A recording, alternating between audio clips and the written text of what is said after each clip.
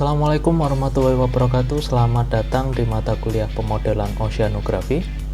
Semoga dalam kondisi sehat dan semangat menjalani perkuliahan di semester ini. Sebelum menyaksikan materi dalam video kali ini, silahkan lakukan presensi di SIAM masing-masing sesuai dengan jam perkuliahan mata kuliah ini. Dan berikut merupakan materi dalam pertemuan kali ini. Pada pertemuan kali ini kita akan membahas tentang prediksi gelombang periode ulang, di mana ada metode Weibull dan metode Gumbel. Jika kita lihat dalam RPS, pertemuan ini merupakan pertemuan minggu ke-7 dengan topik bahasan prediksi gelombang periode ulang dengan referensi buku Dinamika Pantai. Adapun tujuan pembelajaran yaitu mahasiswa mampu mengetahui dan menjelaskan tentang prediksi gelombang dengan metode atau dengan periode ulang menggunakan metode Weibull dan Fischer-Tippett 2 atau kita kenal dengan Gumbel. Adapun beberapa bahasan yaitu pendahuluan, kemudian metode Weibull, metode Fischer-Tippett 2 atau Gumbel, dan yang terakhir adalah pembahasan tentang energi gelombang yaitu introduction-nya. Jadi kita masuk ke bahasan pertama dulu yaitu terkait gelombang. Jadi dalam pembuatan perencanaan bangunan pantai yang baik, diperlukan analisa gelombang dalam kurun waktu yang panjang atau periode ulang. Periode ulang atau T adalah periode tahunan yang diharapkan gelombang terjadi dan terlampaui minimal satu kali kejadian. Contohnya, prediksi tinggi gelombang dengan periode ulang 30 tahun, T-nya atau sama dengan 30. Hal ini artinya data tinggi gelombang yang telah diperoleh minimal satu kali terlampaui untuk waktu 30 tahunan. Untuk dapat memperoleh hasil analisa yang mendekati kebenaran atau valid, maka data yang diinput juga harus dalam rentang waktu yang panjang, minimal 10 tahunan atau lebih. Dari data minimal tersebut akan digunakan sebagai data awal dalam prediksi gelombang periode ulang tahunan. Data gelombang 10 tahunan sebagai inputan data prediksi gelombang periode ulang dapat juga diperoleh dari hasil peramalan gelombang dengan menggunakan data angin dan dilanjutkan dengan analisis frekuensi untuk prediksi gelombang periode ulang. Jadi terdapat beberapa metode untuk memprediksi gelombang dengan menggunakan periode ulang, yaitu yang pertama metode Gumbel atau Fischer-Tippett tipe 2, tipe di sini. Kemudian ada metode Weibull, ada juga metode normal, dan yang terakhir adalah metode log normal. Jadi yang pertama metode Fischer-Tippett tipe 1 atau metode Gumbel, ada rumusnya sendiri. Jadi P dalam kurung buka kurung HS kurang dari atau sama dengan HS rata-rata sama dengan yaitu di situ. Kemudian ada juga rumus untuk distribusi Gumbel, distribusi Weibull. Nah, jadi ada keterangannya di mana probabilitas bahwa HS tidak dilampaui, di mana H itu adalah gelombang representatif dan H itu merupakan tinggi gelombang dengan nilai tertentu, di mana A itu adalah parameter skala, B itu parameter lokasi, dan K itu adalah parameter bentuk. Nah, kemudian data masukan disusun dalam urutan dari besar ke kecil. Selanjutnya probabilitas ditetapkan untuk setiap tinggi gelombang sebagai berikut. Nah, jadi ada rumusnya distribusi Fischer-Tippett tipe 1 dan distribusi Weibull. Jadi ada sedikit perbedaan formula di sini antara Fischer-Tippett dan distribusi Weibull. Kemudian untuk menghitung, jadi parameter A dan B, tadi ada parameter A di awal dan parameter B. Nah, dihitung dari metode kuadrat terkecil untuk setiap tipe distribusi yang digunakan. Hitungan didasarkan pada analisis regresi linear dari hubungan berikut. Nah, HM sama dengan A dikali YM plus B, di mana YM diberikan dalam oleh bentuk berikut ya. Untuk Fisher-Tippett ada sendiri, dan untuk Weibull juga ada sendiri rumus YM-nya. Jadi nanti bisa diketahui nilai A dan nilai B-nya. Nah, kemudian setelah mendapatkan nilai-nilai tersebut baru dihitung namanya periode ulangnya. YR itu adalah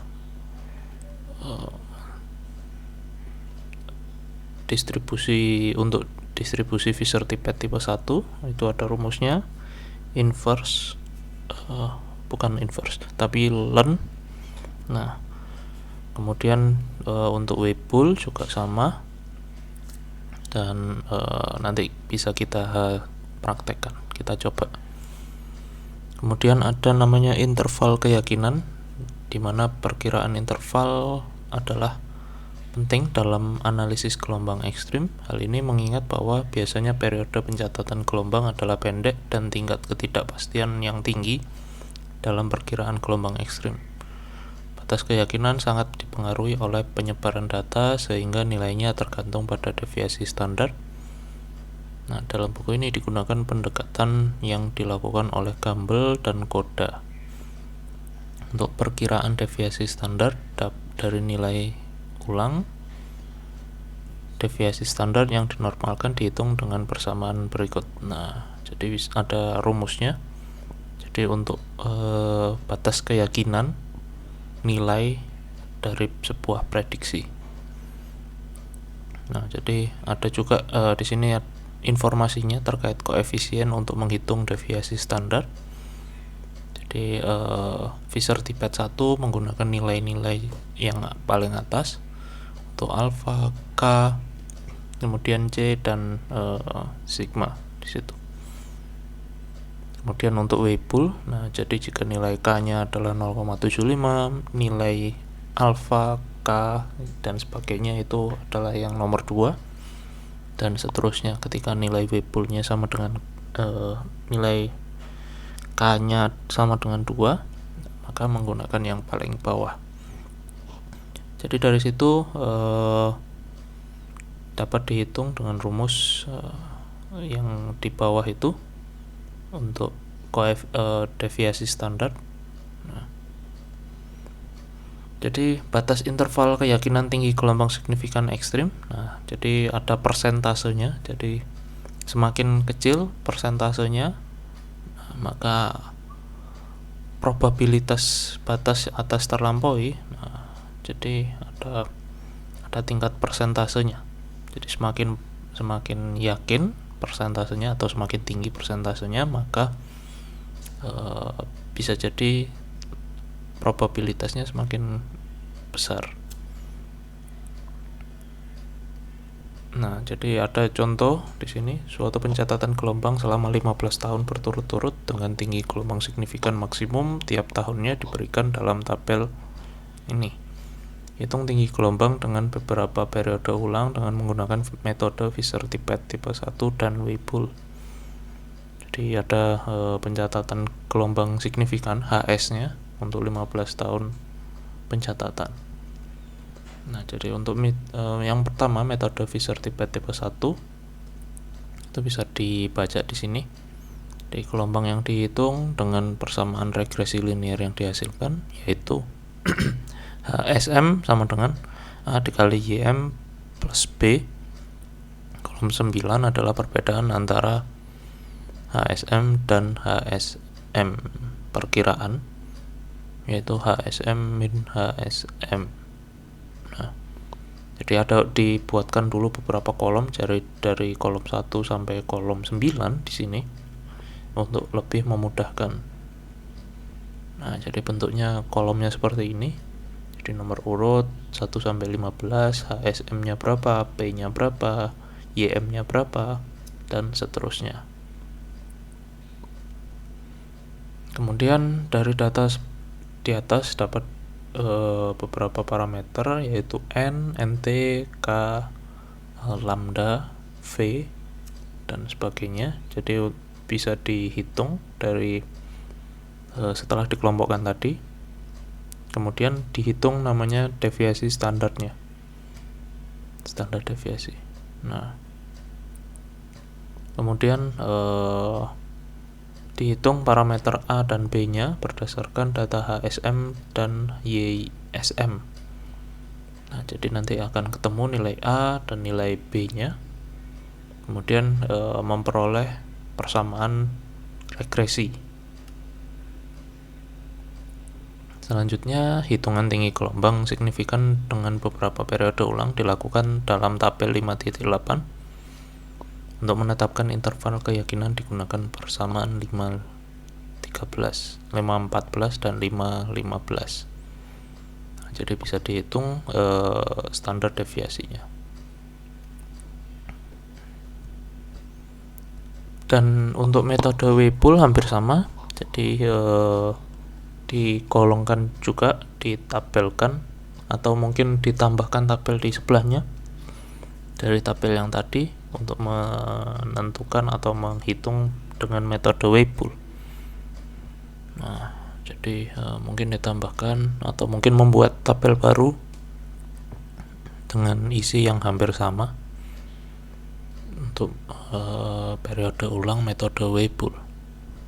Nah, kemudian ini juga dihitung di periode ulang tahun kedua, tahun kelima, tahun 10, tahun 25, 50, dan 100. Nah, kemudian ini adalah skema kerjanya. Jadi ada data gelombang Hmax selama N tahun. Di berapa tahun? Mungkin kalau di sini adalah 10 tahun minimal. Kemudian penentuan distribusi probabilitasnya, kemudian ditentukan IM-nya, distribusi metode. Kemudian penentuan parameter skala dan lokasi, didapatkan nilai analisis, penentuan interval, tinggi gelombang periode ulang, dan yang akhir analisis tinggi gelombang periode ulang. Nah, jadi itu untuk metode pengukuran periode ulang, yaitu Visser-Tippett dan Gumbel. Kemudian pembahasan yang kedua yaitu terkait energi gelombang atau wave energy. Jadi adapun pendahuluan, energi gelombang laut adalah energi yang dihasilkan dari pergerakan angin yang mendorong permukaan laut bergerak menuju ke daratan atau kembali dari darat ke laut. Bentuk gelombang memiliki ketinggian puncak maksimum dan lembah minimum. Pada selang waktu tertentu, ketinggian puncak yang dicapai serangkaian gelombang bisa berbeda-beda. Pergerakan gelombang inilah yang akan ditangkap dan diubah menjadi energi listrik atau listrik. Jadi menurut Marine Institute and Sustainable Energy Ireland tahun 2005, potensi energi gelombang laut atau potensi energi laut dibagi ke dalam beberapa kategori, yaitu potensi teoritis, potensi teknis, potensi praktis, potensi trakses, dan potensi layak dikembangkan. Jadi potensi teoritis kandungan energi bruto dari sumber potensi, kemudian potensi teknis itu sumber daya teoritis dibatasi oleh efisiensi dari teknologi, kemudian potensi praktis sumber daya teknis yang dibatasi oleh faktor fisik yang tidak kompatibel, kemudian potensi trakses yaitu sumber daya praktis dibatasi oleh kendala kelembagaan dan regulasi, dan yang terakhir potensi layak dikembangkan merupakan sumber daya dibatasi oleh kelayakan ekonomi. Kemudian untuk rumus energi gelombang sendiri yaitu P sama dengan rho G kuadrat per 64 pi dikali HS kuadrat plus TE dikali TE, dimana P itu adalah energi gelombang dengan satuan kilowatt per meter, kemudian rho itu adalah massa jenis air laut, G itu adalah percepatan gravitasi, HS itu tinggi gelombang signifikan, dan TE itu periode gelombang. Dimana ini bisa disederhanakan, jadi dari rumus tersebut bisa disederhanakan menjadi P sama dengan setengah HS kuadrat plus AS kuadrat dikali TE. Nah, adapun contoh peta tinggi gelombang secara potensi teoritis dari di Indonesia dari tahun hingga 2016. Nah, jadi dianalisis secara bulanan di sini. Jadi kita bisa lihat di sini energi gelombang secara teoritis di perairan Indonesia pasti yang lebih besar adalah yang berbatasan dengan samudra, baik itu di selatan Jawa atau barat Sumatera ataupun di utara Papua. Nah, jadi memiliki energi gelombang teoritis yang lebih besar jika dibandingkan dengan perairan yang ada di utara Jawa atau di perairan-perairan antar pulau. Dan itu, terima kasih. Begitulah materi dalam pertemuan kali ini. Jika masih ada yang dibingungkan atau ingin ditanyakan, silahkan tuliskan komentar di bawah video ini. Terima kasih. Wassalamualaikum warahmatullahi wabarakatuh.